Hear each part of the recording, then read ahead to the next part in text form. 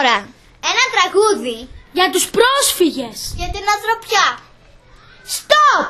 Δεν περνάτε! Δεν κάνετε ούτε βήμα! Τα σύνορα μας κλείσανε! Δεν σας θέλουμε! Γυρίστε πίσω! Είστε ξένοι, δεν είστε σαν εμάς. Περνάμε δύσκολες στιγμές. Μας κλείνουν από παντού. Έχουμε αποκοπεί. Πότε θα τελειώσει η εφιάλτης? Ως